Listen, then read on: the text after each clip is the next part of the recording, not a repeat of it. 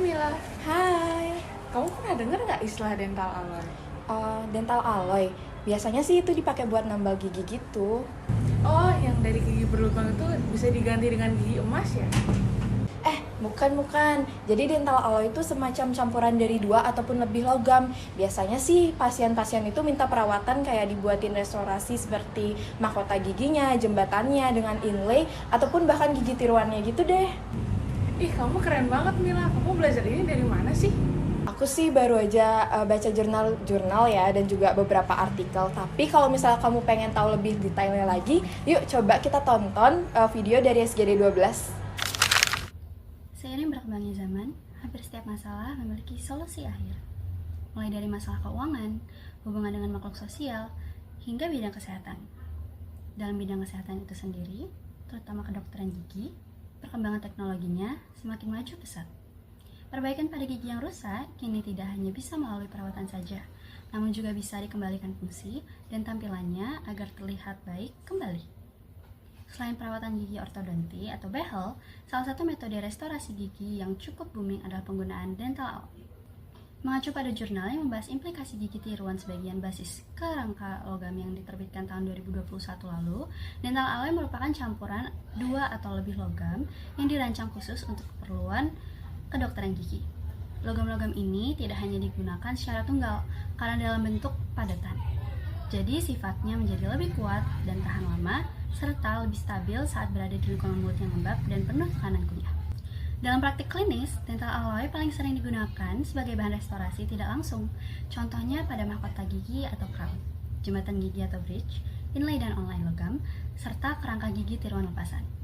Selain itu, dental alloy ini juga banyak digunakan sebagai dasar restorasi logam keramik yang menggabungkan kekuatan logam dan estetika porselen.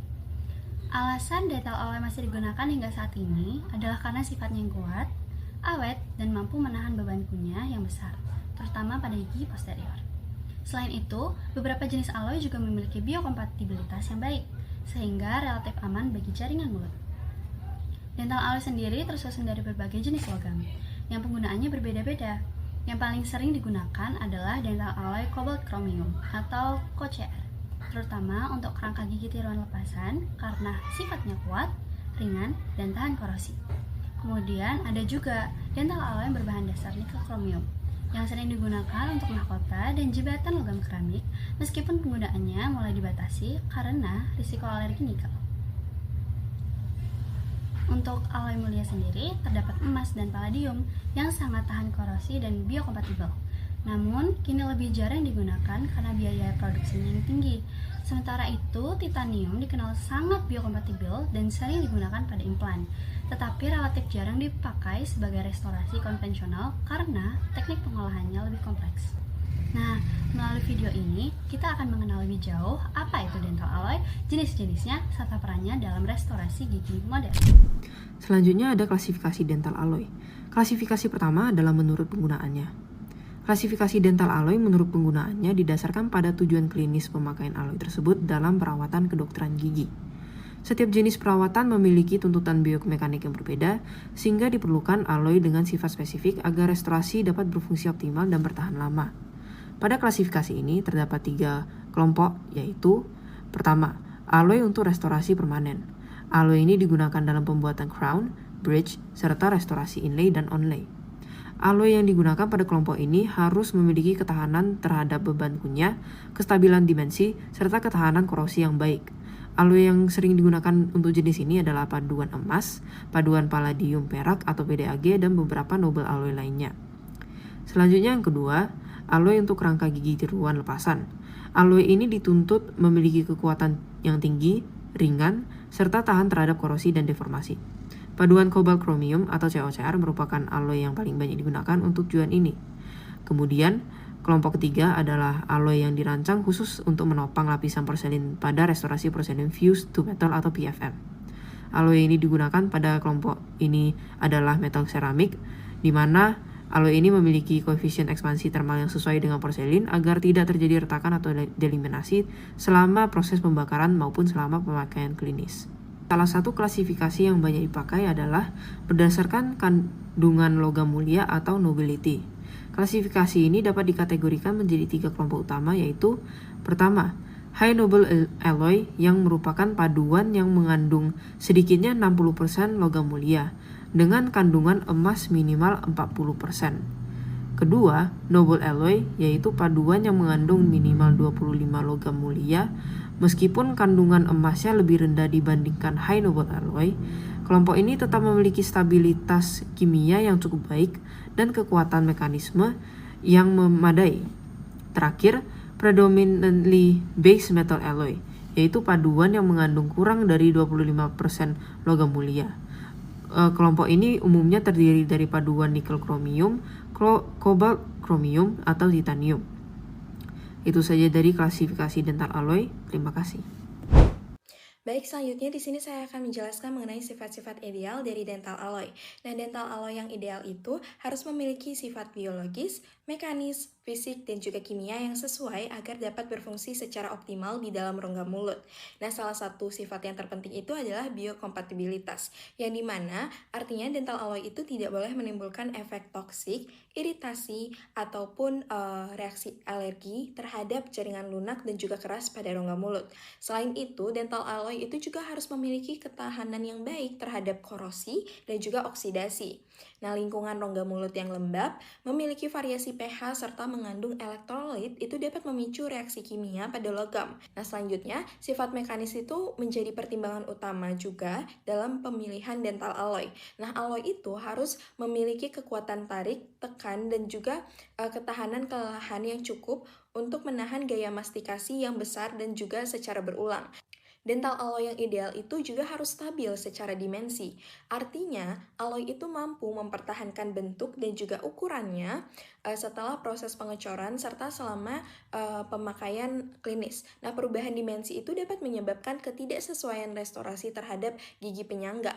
Nah, hal ini itu akan beresiko menimbulkan kebocoran marginal, retensi yang buruk, dan juga kegagalan restorasi dalam jangka yang panjang. Nah, dari segi manipulasi, dental alloy itu sebaiknya mudah diproses di laboratorium, termasuk mudah dicor, dipoles, dan juga mudah dalam proses finishing. Nah, kemudahan manipulasi ini memungkinkan teknisi itu menghasilkan restorasi dengan adaptasi yang baik dan juga permukaan yang halus, sehingga nantinya akan meningkatkan kenyamanan para pasien dalam pemakaiannya. Nah, selain itu, dental alloy yang ideal itu memiliki konduktivitas thermal yang relatif rendah, sehingga dapat melindungi pulpa dari rangsangan suhu panas dan juga dingin. Nah, ketahanan terhadap kehausan itu juga diperlukan agar restorasi itu tidak cepat haus, namun tetap tidak merusak gigi antagonis. Nah, terakhir, alloy itu yang ideal harus ekonomis dan juga mudah untuk diperoleh sehingga dapat digunakan secara luas tanpa mengorbankan kualitas dari perawatannya. Kemudian ada komposisi dan fungsi unsur dental alloy. Yang pertama ada emas. Emas ini inert, konduktivitas listriknya tinggi, dan berikatan kuat dengan porselen. Kemudian ada palladium. Palladium ini umumnya berwarna putih, cocok untuk crown dan porcelain bridge, dan ketahanan korosinya baik. Kemudian ada platinum. Platinum ini bersama palladium meningkatkan kekuatan dental alloy, dan paduan dengan emas seperti aplikasi porcelain fused to metal. Ada titanium, ini adalah kawat ortodonti. Di gambar yang saya cantumkan, pembentukan lapisan oksida pasif yang stabil di permukaannya, dan modulus elastisitas titanium lebih dekat ke tulang alami dibanding logam lain, dan titanium ini sering menjadi bahan untuk cor crown dan bridge karena titik lelehnya tinggi. Ada kobalt, dikombinasikan dengan kromium, kobalt membentuk lapisan pasif oksida yang memberikan ketahanan korosi yang baik. Ada nikel, paduan nikel kromium dalam restorasi crown bridge dan ortodontik. Kemudian ini adalah molybdenum, TMA sebagai kawat ortodontik, dan dalam paduan titanium sebagai penstabil fase beta. Ada aluminium, sering ditambahkan ke paduan berbasis titanium, kemudian sebagai penstabil fase alfa. Kemudian bersama nikel pada tembaga, hasilkan sifat yang memenuhi standar ISO. Ada vanadium. Vanadium saat dilepas dari implan karena korosi dapat bersifat toksik pada konsentrasi tertentu dan dikaitkan dengan potensi reaksi alergi tipe 4. Kemudian ada tembaga. Penambahan tembaga ke paduan seperti amalgam meningkatkan kekuatan tekan. Kemudian dalam amalgam, peningkatan kadar tembaga ke 6% atau di atasnya menghilangkan pembentukan fase gamma 2. Ini adalah perak, utama dalam paduan logo amalgam, dan dalam bentuk yang nanopartikel memiliki sifat antibakteri. Kemudian ini adalah timah, digunakan dalam proses pelapisan pada high noble alloy untuk meningkatkan kuatnya ikatan antar logam seperti paduan emas atau palladium. Ini adalah daftar pustaka yang saya gunakan. Baik, kita lanjut ke aplikasi klinis pada dental alloy. Nah, dental alloy pada gigi itu diaplikasikan secara klinis pada berbagai prosedur restoratif, prostodontik, ortodontik, dan beranut untuk menggantikan atau mendukung struktur gigi yang hilang maupun rusak. Nah, secara klinis, dental alloy digunakan pada mahkota atau crown dan jembatan atau bridge gigi sebagai restorasi logam penuh atau sebagai kerangka pada restorasi logam sampai keramik. Berfungsi menopang gigi, menopang beban kunyah, dan menjaga stabilisasi restorasi dalam jangka panjang. Mahkota gigi adalah topi berbentuk gigi yang dipasang di atas gigi asli yang rusak, sedangkan bridge digunakan untuk menggantikan satu atau lebih gigi yang hilang dengan menjembatani celah di antara gigi yang tersisa. Nah, dalam implantologi gigi, panduan titanium digunakan sebagai implantosteel dan komponen abundan yang secara klinis ditanamkan ke tulang alveolar untuk menggantikan akar gigi yang hilang. Selain itu, dental alloy diaplikasikan pada pos dan core untuk memperkuat gigi yang telah menjalani perawatan saluran akar. Di bidang ortodonti, panduan logam digunakan secara klinis sebagai kawat ortodonti dan bracket untuk menggerakkan gigi secara terkontrol. Nah, aplikasi klinis lainnya meliputi penggunaan dental alloy pada pin restorasi, coping, serta komponen pendukung prostesis maksilofasial yang seluruhnya bertujuan untuk mengembalikan fungsi kunyah, stabilisasi oklusi, dan kenyamanan pasien. Sekian yang bisa saya sampaikan. Untuk penjelasan berikutnya akan dijelaskan oleh teman saya. Berdasarkan pembahasan yang telah disampaikan, dapat disimpulkan bahwa dental alloy merupakan material yang memiliki peran sangat penting dalam perkembangan restorasi gigi modern. Dental alloy dirancang sebagai paduan dua atau lebih logam untuk menghasilkan sifat yang lebih unggul dibandingkan logam murni, baik dari segi kekuatan mekanis, ketahanan korosi, maupun stabilitas di dalam lingkungan rongga mulut yang kompleks. Keunggulan inilah yang menjadikan dental alloy tetap relevan dan banyak digunakan hingga saat ini, meskipun teknologi bahan kedokteran gigi terus berkembang. Klasifikasi dental alloy menunjukkan bahwa setiap paduan memiliki fungsi klinis yang spesifik, tergantung pada kebutuhan perawatan. Alloy untuk restorasi permanen, kerangka gigi tiruan lepasan, maupun restorasi logam keramik dirancang dengan tuntutan biomekanik yang berbeda. Selain itu, pengelompokan berdasarkan kekuatan mekanis dan kandungan logam mulia membantu dokter gigi dalam memilih bahan yang paling sesuai untuk menahan beban kunyah, menjaga kestabilan restorasi, serta meminimalisir resiko kegagalan klinis. Dental alloy yang ideal harus memenuhi berbagai persyaratan, mulai dari biokompatibilitas yang tinggi, ketahanan terhadap korosi, kekuatan mekanis yang memadai, hingga kemudahan manipulasi di laboratorium. Kombinasi sifat-sifat tersebut bertujuan untuk menjamin restorasi yang tidak hanya kuat dan tahan lama, tetapi juga aman bagi jaringan mulut dan nyaman bagi pasien.